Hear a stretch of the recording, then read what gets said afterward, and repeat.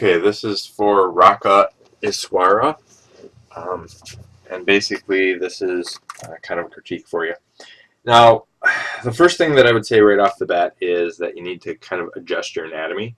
The issue with your stuff right now is that you have no sense, you have no form underneath everything, and so what that means is that looking at this character, if I were to kind of draw the same functional character, you're looking at a kind of a bigger head, and you want to get more form in that head, especially around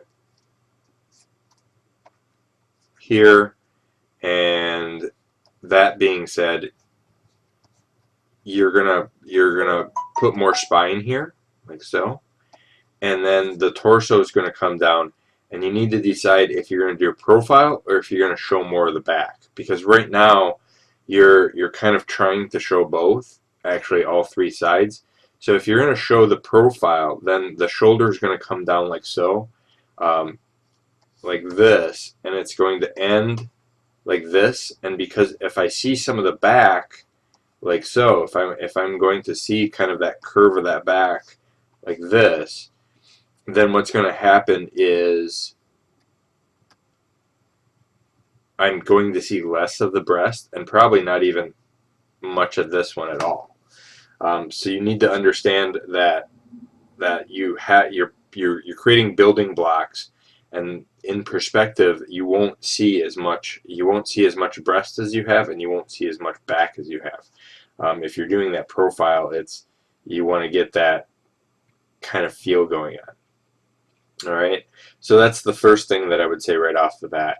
Um, the second thing is you want a better sense of lighting, um, and so once you've got your form on there, you can kind of, let's just move this forward. Once you've got your form on there, then you can put your helmet on. Now, I know this is kind of that 50s sci-fi look, so the big thing about that is you wanna still be able to have some of your form. So what I mean by that is looking at your cylinders, your ovals, and all that sort of thing. The issue you have is everything gives it this corner, like you corner out your stuff, and in all reality, when you're doing this, um, you're not going to have a single corner on this. It's going to be an ellipse, so it's going to come around like so, and it's going to be kind of like this. And this is why they have templates. You could just use the oval and do a stroke on that.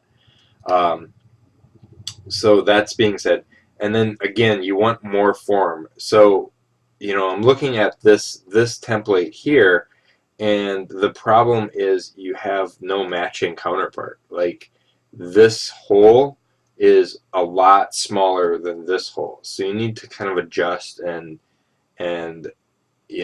think about the concept of the character first, in that range.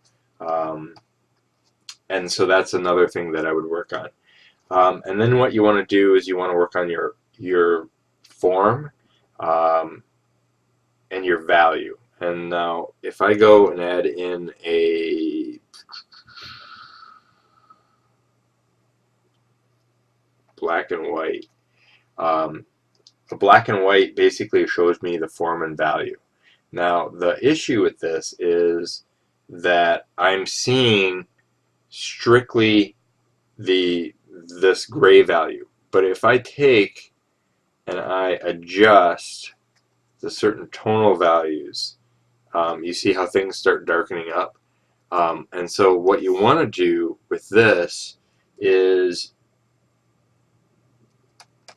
you want to create um, stronger value system. So if your light is coming from this way, then what you want to do is you want to pick like maybe this color here, and keeping a stronger tonal value here, you want to start painting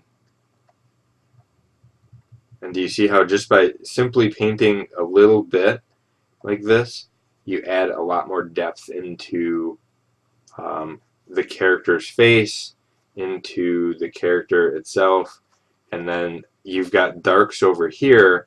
You want to decide, okay, that if you're going to do darks over here, you're going to darken the whole thing and then lighten this side here.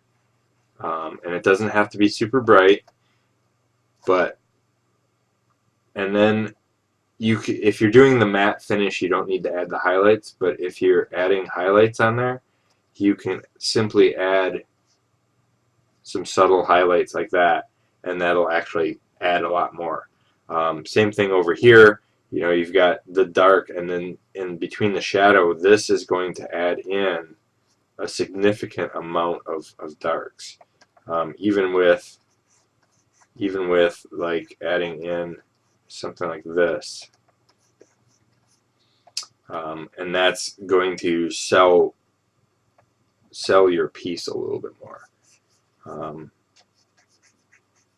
And so what I would do is, you know, work and adjust that, and then even if you're doing the subtlety of shadows here, you want to get those forms in there, because right now your light's off in a whole bunch of different ways. You want to have a consistent light source. Right now your light source is kind of all over the place, and it's very flat and muted tones, where I think you want to add in those significant things. So by adding in, you know, by changing the form, learning the anatomy a little bit better, and then by changing up the values and tones, like if you look here, just for the simple ones that I did, you're starting to get a lot more form going on, and it's a lot more interest. So pay attention to that aspect too. And you're using a regular square brush. Try putting in shape dynamics with a regular square brush. Try just putting in the angle as initial direction or direction, and I think you'll be happier with that brush set, because you'll get a lot more. Right now it looks like the same brush, the same square brush all the way through everything. So by adding that dynamic property to it, I think you'll change up your brush strokes and be happier with what you're working with. So that's something to be aware of too. All right, I hope that helps.